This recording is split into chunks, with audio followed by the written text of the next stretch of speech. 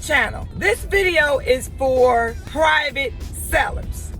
This is a person that's looking to sell their vehicle to a person. So not selling your vehicle to a dealership, because the dealership knows what to do when they're taking your vehicle on trade, or you are selling your car to a dealership and not actually walking away with another car.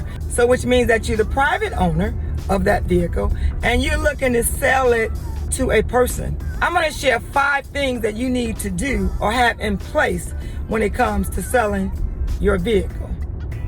Number 1, you want to provide a Carfax. You want to have that Carfax on hand. You don't want a person that's coming to look at your vehicle and that's looking to buy your vehicle for them to have to go get a Carfax or have to pay for a Carfax. You want to make it easy for that person that's looking to buy your vehicle. You want to make it easy for them. They're going to want to know the history on your car, and they're going to want to have seen it in writing. Everybody that's looking for a vehicle in today's world is asking for a Carfax. When they go to the dealership is providing them with the Carfax. So why not think like a dealership? Why not think about providing the same things that the dealership is going to be supplying you with if you sell your car to a dealership? So number 1, provide the Carfax. Do not have that person ask you for the Carfax. You have that in hand. Number 2, your maintenance information. Hopefully, if you are looking to sell your vehicle to a private owner, that you have all your maintenance records.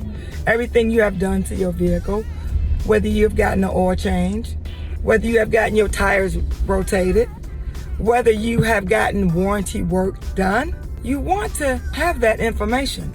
So if you don't have that information and you've gotten all your vehicle maintenance done at a dealership, go back to that particular dealership and ask them to supply your maintenance information. You don't want that person that's thinking about buying your vehicle asking you for the maintenance information. Just provide. Number 3, warranty information.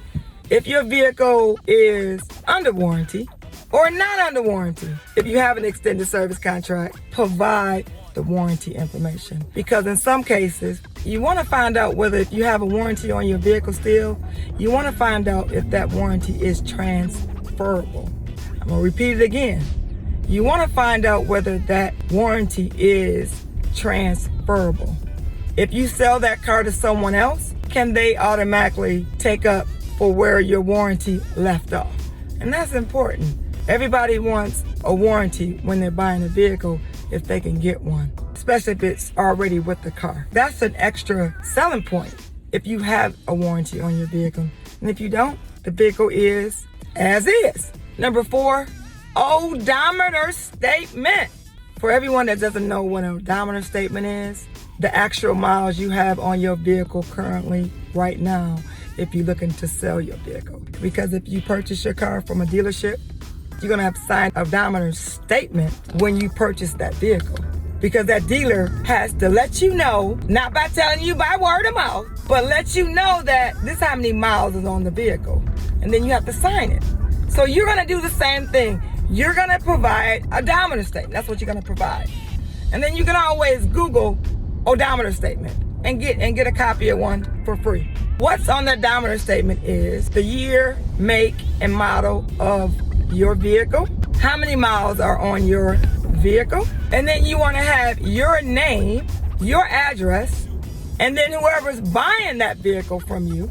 And remember, you're only going to provide an odometer statement to someone if they agree to the terms and price of your vehicle. So have the person, whoever's buying your vehicle, have their name, address on that odometer statement. Now, it's important.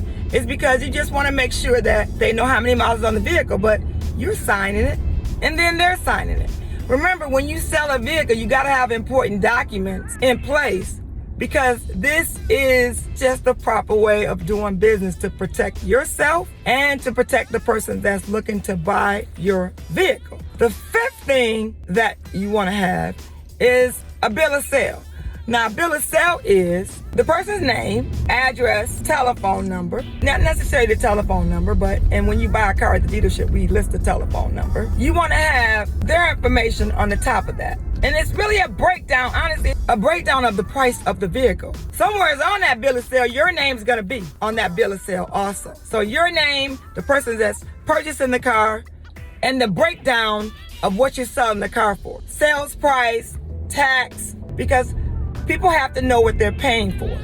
It's just not, you write me a check, or you agree to a price. It's all about breaking it down and putting it on paper. Remember these 5 things that I'm sharing with you? You're gonna go a long way when it comes to selling your car, selling it as a private owner. Don't forget to have your list when you're looking to sell your car to someone on the street or just a customer. Have your list, all right? Thanks for watching.